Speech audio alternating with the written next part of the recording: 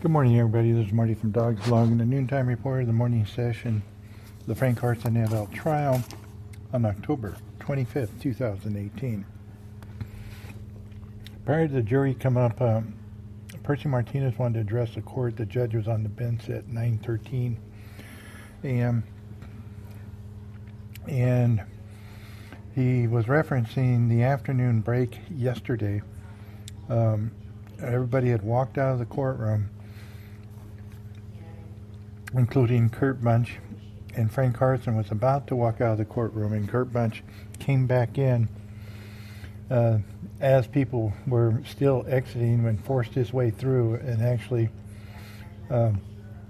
shoved Frank Carson back at the doors to the courtroom.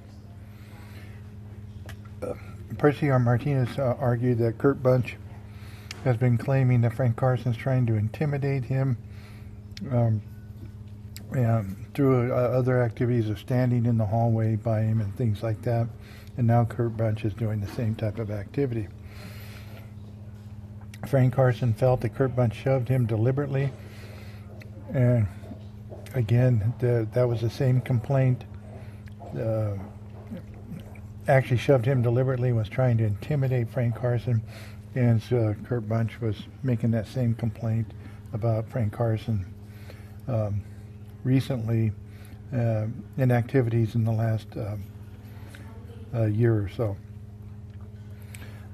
He said Kurt Bunch should be trying to avoid Frank Carson the same way that they are requesting Frank Carson do the same to them. The DA has not done well the last few days with these witnesses, and Kurt Bunch has obviously not been happy. He is concerned about Kurt Bunch's behavior.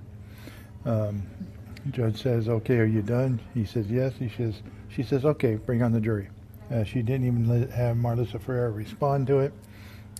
She obviously didn't take it seriously. It was,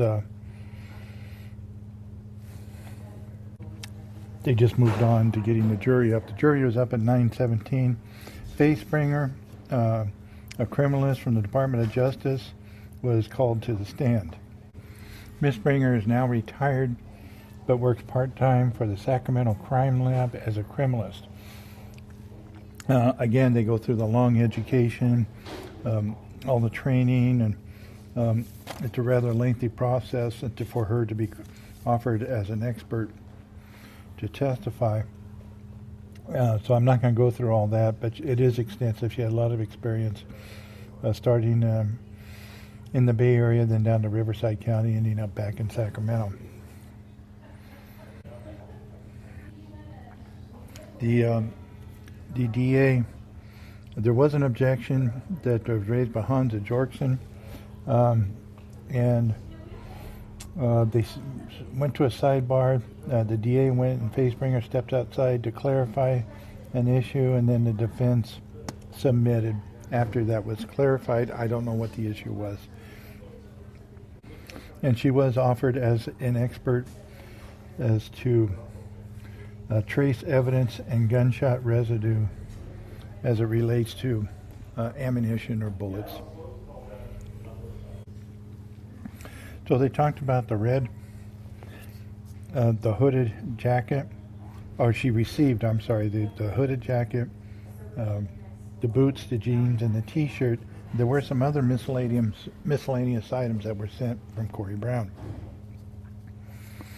Again, Judge Aniga telling Marlissa how to ask questions, says she needs to give the date that she received that evidence, and it was January 1st, 2017. It was all sealed in paper bags except for the T-shirt. That paper bag that the T-shirt was did have an opening on the bottom. She said it was not big enough for the T-shirt to be able to be pulled out from. And in addition, it was repackaged in a second bag inside that breech bag. Talking about the jacket, the exterior was very dirty. There was lots of soil and discoloration and defects on that jacket. She did scrape it for trace evidence. The jacket was 50% cotton and 50% polyester. The lining on the inside of the jacket was 100% polyester. It was a Carhartt jacket with a hood. She was asked if she examined for bullet holes and or knife entries. She said yes, there were some penetrating defects. There was 2 small circular holes on the outside, on the back outside of the jacket. And she looked at them with a microscope and noted some properties of holes and removed some fibers from those holes for examination. She was then shown pictures, evidence number 570 through 574. They were images of the microscopic pictures. I think it was blown up, or most of them were blown up about 300 times, I believe is what she said. And it shows the materials and the activity that happens to some of these fibers when it's penetrated by a bullet at high speed and heat. The holes in the back were giving, she numbered them 12 and 13. There was an objection there for some reason. I don't know what it was. It did lead to a sidebar. And then they put the image on the screen, and number 12, it was an unknown type of penetrating hole, but she is convinced that it was a bullet hole. And the upper left hole, again, she identified as number 12. The hole below number 12, she identified as hole number 13. And the inner jacket holes, and that's in the liner on the inside, were identified as numbers 1 and 2. Holes number 1 and 2, she says, did correspond with holes 12 and 13. So 1 with 12 and 2 with 13. Number 12 is shown on the hole was shown on the overhead, the microscopic picture. It's a penetrating hole on the exterior and interior. Corresponded, again, she said, with the synthetic fabric that was on the inside. The fibers in the hole were, the polyester fibers will melt and they'll ball up or mushroom shape from the entry of a bullet at the speed and heat of the bullet.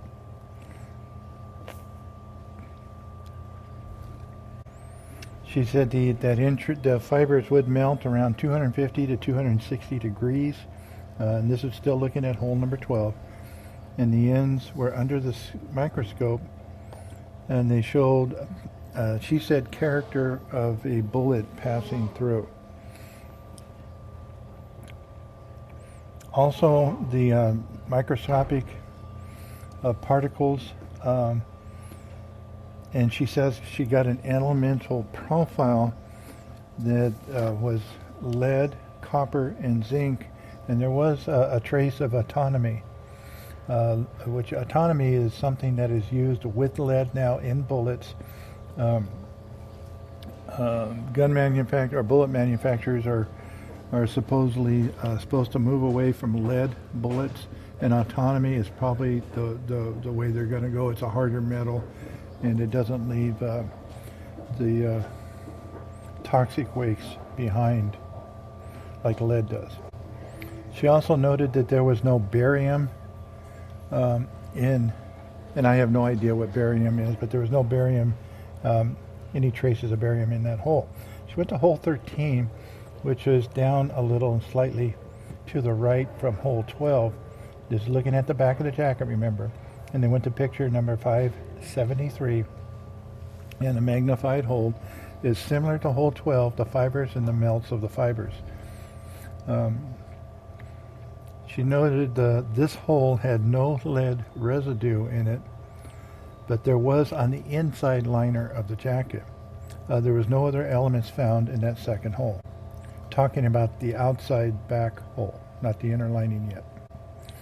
Put up picture number 570 is from evidence number 570. The picture up on the overhead, it was from hole number 2. That's on the inner liner. There was a circular hole in a polyester lining. Again, mushroom fibers. Lead was present on the fibers. Other elements not present from the bullet. But she did see some other elements from the jacket itself, from the manufacturer, like titanium is some of the elements they put to give it durability and stuff like that. She said it was consistent with a bullet passing. She went to hole number 1. Evidence number 574 is a picture on the overhead. So again, a small circular hole. Noted melting fibers, and looking at the elemental properties, looking at for elements, and there's no barium or mushrooming of the fiber ends, but it is consistent with a bullet based on looking at the hole. Found the lead and copper on fibers. Lead and copper is found in bullets. She said it's a common material with bullets. She also noted that the copper can come from a jacketed bullet or a primer, or even the shell casing itself. But she noted also there was no lead or autonomy, and she noted that the autonomy is something that is used nowadays to make the lead harder, but it's not unique to just pullets, so it could be from other places if it shows.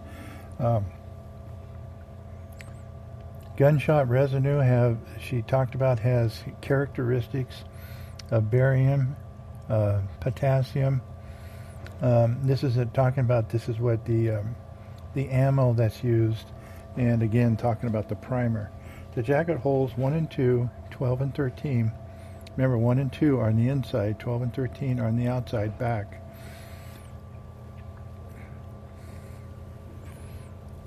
She was asked if she noted any other component consistent with body fluids. Talking about noting on the jacket. Objection. But she did note there was large defects on the jacket, like cuts and tears. The jacket was brought out and displaced on the witness stand next to her so she could point out the areas that she's talking about. The front of the jacket had a number of tears all up and down that front of the jacket. Back of the jacket, there were cuts, actually in the armpit. There were cuts in the right armpit, and those cuts went all the way through the lining of the jacket. There were many other defects in the jacket, but she had no idea what the source of those cuts may be. The ragged fibers or ends could be cuts or tears that was noted on the jacket after putting it under a microscope. The right armpit is consistent with a cutting tear, like possibly done with a knife.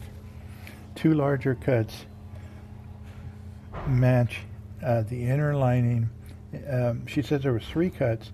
2 cuts match the inner lining. She's one she couldn't state for certainty. She was not sure about. Marlissa Ferreira asked her if there's any defects that could have been caused by animals. She said some cuts. She didn't think so, that any of these were animal type makes, but there were some cuts by the cutting instruments like a knife, scissors, anything that was sharp pointed is what she said. She is unable to give a good estimation of the size of the knife or whatever utensil was used because there's too many variables. Hole number 12 from bottom is 34 centimeters, the measurement from hole number 12 from the bottom of the jacket to hole number 12. She went by centimeters. Hole number 13 was 26 centimeters.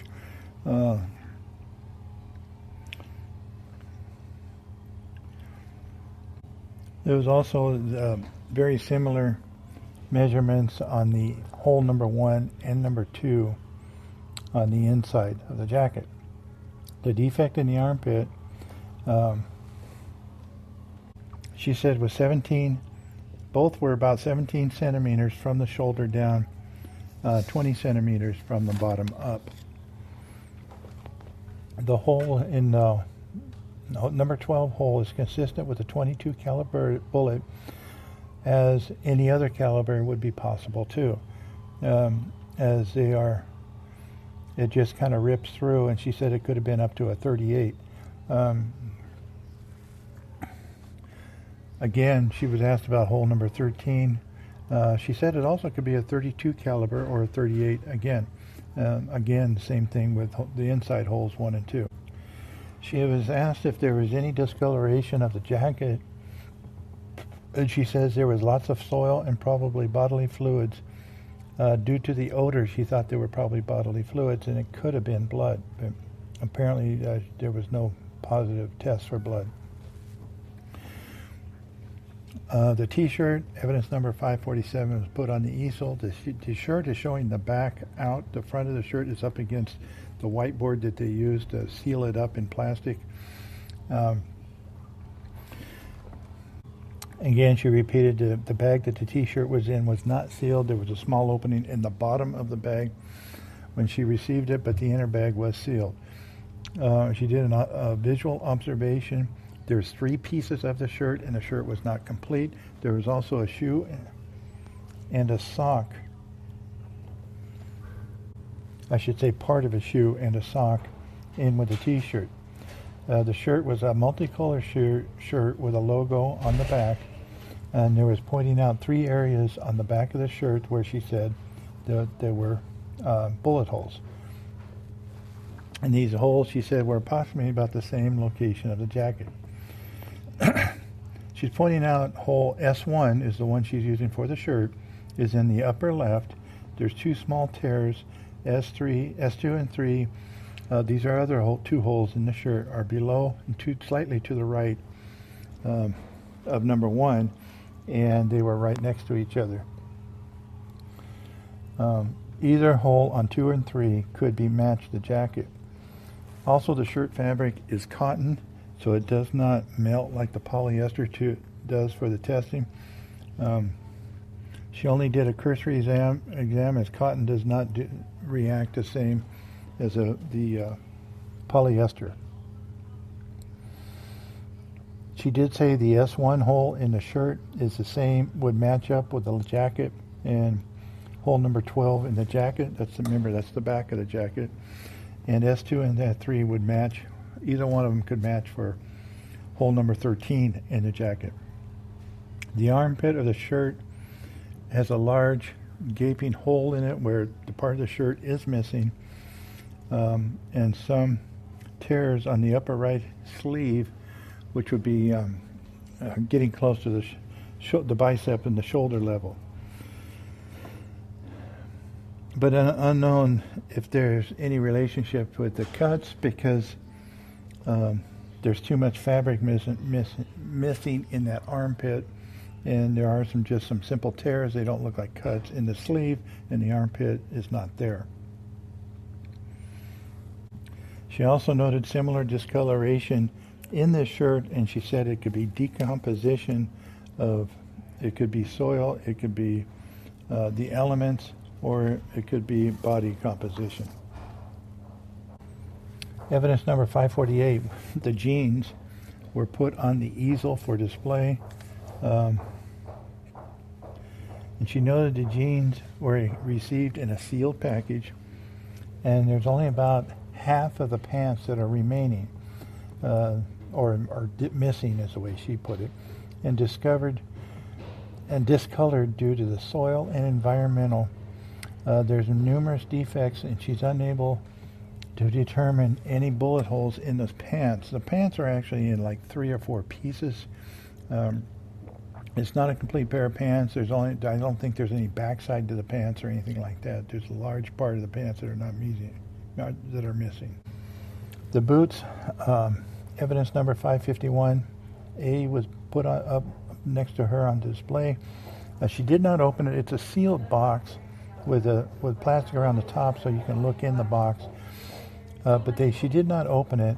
She just noted the boots were dirty and decomposed. The right boot was missing partial, missing the tongue. The left boot was missing, partially missing the tongue. She did keep some soil samples from the boots, as they were very discolored, and so there was no other test done on the boots by her. Once she did examine the clothes, she repackaged and they were eventually sent back to Stanislaus Sheriff's Office.